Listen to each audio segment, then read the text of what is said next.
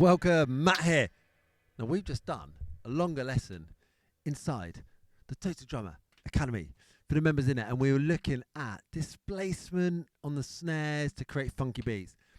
And as I started doing recently, I thought I'm just going to chuck one out into the wider world, because if I can spread something a little bit funky to some drummers that maybe haven't done this sort of thing before, then that can only be a good thing. So I'm going to chuck some music, some notation onto the screen, so you can see what we're doing here. And I'm gonna give you this quite quirky example.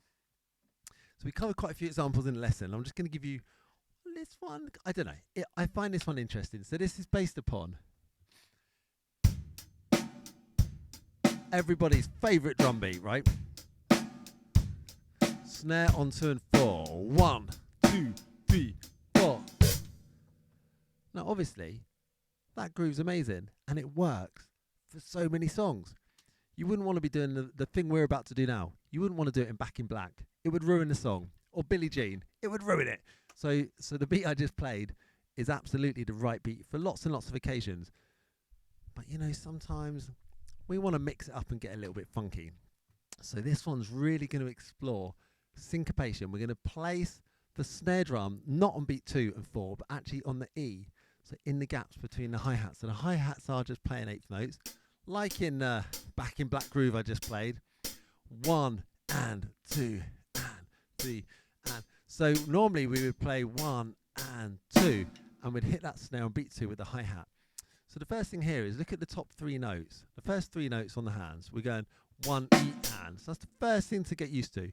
1 E and 2 and 3 and 4 E and. So it does it again on 4. On 1 and 4 we get the E. 1 E and 2 and 3 and 4 E and. 1 E and 2 and 3 and 4 E and. Now down on the bass, we're also getting syncopated with that right leg. So we're gonna start on the beat on beat 1, then we're gonna go off the beat on the A and the E and the A again, then we're gonna bring it back onto the beat for beat 3. So just the bass and hi-hat is this.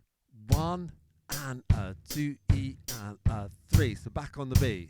4 and 1 and a 2 E and a 3 and 4 and 1 and a 2 E and a 3 and 4 and 1 and a 2 E and a 3 and 4 and. Okay, so those are our different elements. Hi-hat with the snare, and we also did hi-hat with the bass. Once you're comfortable with both of those things, and you can practice those separately, get really happy with both, then we put it together. Now another way you could approach this, so what I was looking at there is kind of going along horizontally. So 2 of the limbs, both the hands together, and then I did the hi-hat and the bass together, and then I bring it all together. The other way to break this down is more of a vertical breakdown. So looking at just the chunks. So beat 1, for example, and you can see it written there, is 1 E and A. So I'm just focusing on beat 1. 1 E and A. When that's cool, I'll look at 2, which just goes 2 E and 2 E and A. How can I miss the A? 2 E and A, which is just hat, bass. 3, nice and easy. It's bass and hi-hat together. 3 and. That's cool. And then beat 4, 4 E and. So you can get very comfortable in those kind of vertical chunks.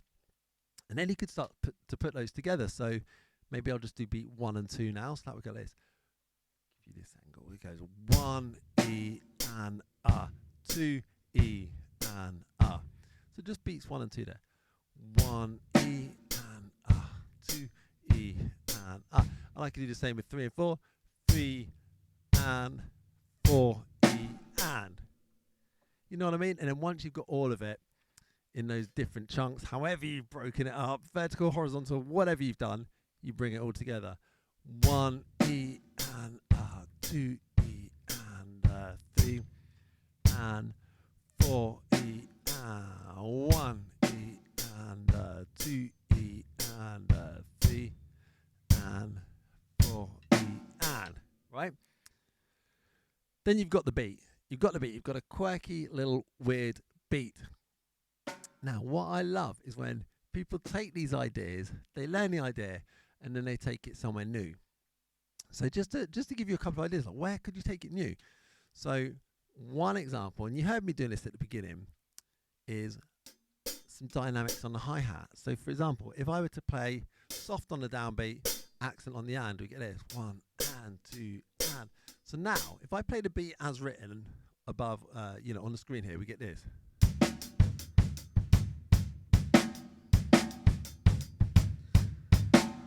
Cool. But now let's try it with that hi-hat accented on the end.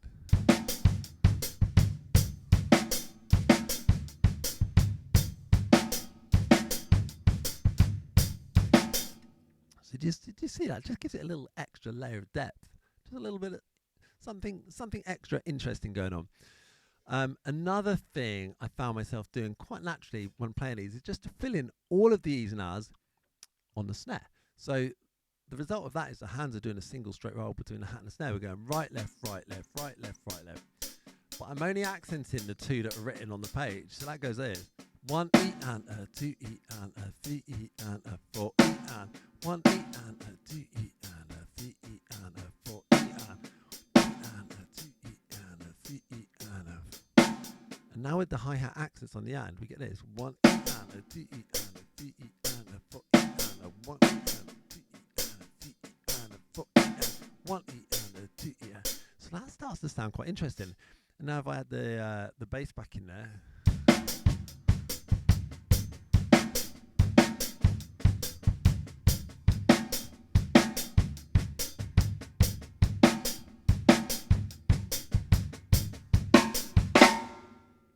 See what I'm saying? So then what else could you do? How else could you experiment with this? So if you get comfortable with that, maybe you could take it to the right. Let's just try it. Maybe move the left hand to the toms, bring in, there's always room for a bit of cowbell. So let's check it out.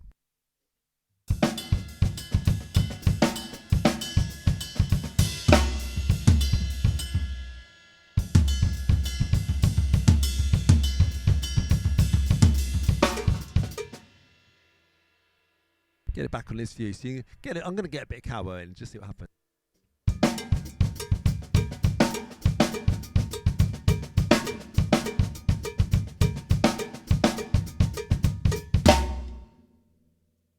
Boom, boom, boom, boom. So I'm just mucking around. I'm experimenting. This is what I'm encouraging you to do. Now you might hear this beat and think, oh, it's a bit weird. It's a bit too weird. Is the world ready for this?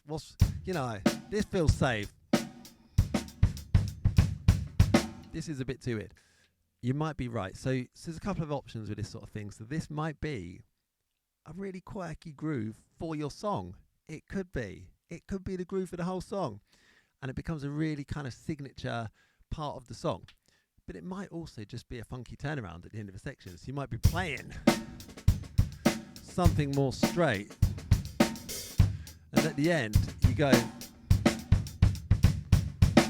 back to your beat. And then it comes up.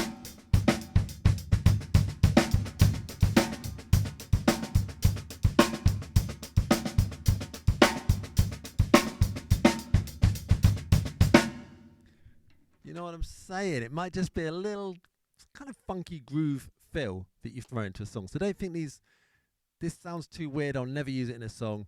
You don't know until you've got it. So this is just one little example of throwing in some syncopation, focusing mainly on the fact that the snare backbeat is on the E of beat 1 and beat 4 instead of being on 2 and 4. Also, we've got that element of very syncopated bass drums in there, in this particular example. And then once you get it down, do get it down, even if you're not at a kit, just body percussion it, just get your limbs working. And once you're there, you can just start to experiment. Dynamics. Hi-hat accents, go to the right, move it around the toms, see where you can take it. You'll probably make mistakes as you're learning it, and those mistakes might become happy accidents that are really fun grooves as well. So just have fun with it, explore it, experiment. You don't always have to put the snare on just 2 and 4. There are other positions available as well. If you like this lesson, give me a like, give me a subscribe, because that always helps. But most of all, get on the drums. Don't just watch a video. Get on the drums and actually try this groove and learn it and explore with it.